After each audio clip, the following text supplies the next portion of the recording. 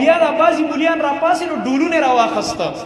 هلکه چې د غلط خوب بیان که خو رد پې وکړه که نه خو چونکې د پارټۍ دی که نه زموږ ملک کې خو پارټي بازي ده مسلک پرستی ده چې خپلې پارټۍ مولا دي خرافات هم بیان کړي نو خامخا به له پرتوګ ګوري او چې بل کس معمولي غوندې څه خپه خویه شوي لانۍ فتوې به پرې لګېږي فتو باران به شروع شي عجیبه خبره ده چې ستا د پارټۍ مولا دی او دا بکواس یو کن ټول اوس دلایل ګوري او یو لوی لوی مولیان چې دا زما عادت نه لري خلکو زه نومونه نه اخلم نه راله خوند راکوي دا دې وجې نه موږ شخصي رد په چا نه کوو زمونږ رد په هغه عقیده او په هغه نظریه او په هغه باطل فکر وي زموږ د شخص سره کار نشته دا چې نومونه یې په کندوانو کې نه راتله هغې ورله دلایل ویل چې نه مړه داسې خوب خو امام بخاري هم لیدلی نو بیا به ته د هغه په باره کې څه وایي امام بخاري چې وایي چې ما نبي علیه السلام خوب کې ولیده نعوذ بالله و امام بخاري وایي چې په نبي علیه السلام باندې مچان بنګېدل او بڼېدل والعیاذ بالله دا ته چېرته نشي ښودلی الحمدلله زما په شان یو ادنا طالب العلم تا ته چیلنج درکولی شي په دې خبره کې چې ته چېرته دا نشي ثابتولی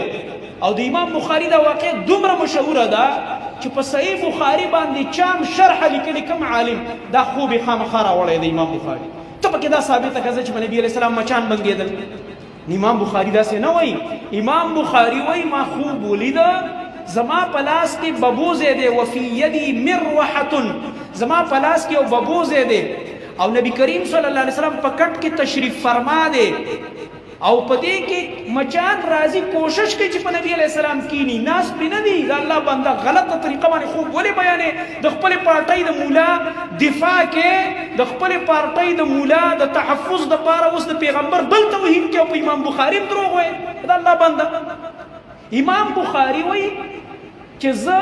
ولاړ یم لاس کې مې ببوزی دی دا مچان چې کله کوشش کوي چې په خوب نبي صلی الله علیه وسلم کینی زه ورته نه پرېږدم امام بخاري دا وایي زه ترې دا شړم دا ببوزي باندې دا مچان شړم چې دا نبي علیه السلام باندې کینني خوږ انسان دی زموږ پیغمبر دی زه په دې باندې د مټ کېناستل هم نه برداشت کوم هغه داسې خوب بیانوي د الله بنده او ته ورله بل غلط رنګ ورکې او ته ورله نور رنګونه ورکې لګیا خو داسې ووایه که زموږ غلام دی غلطې ویلې رد پې وکړه دروغ یې ویلې دي او بس شیطان یې لیدلی داسې ووایه دا خبره مې دې دپاره وکړه چې ډېر مسلمانان په دې باب کې په دوکه کې پراته دي د علماو هغه چې کومه ذمهداري د هغه نه ادا کوي د خپلې پارټۍ او د تنظیم د وجې نه د خپلو مسلکونو او د فرقو د وجې نه حق نه وایي عوام یې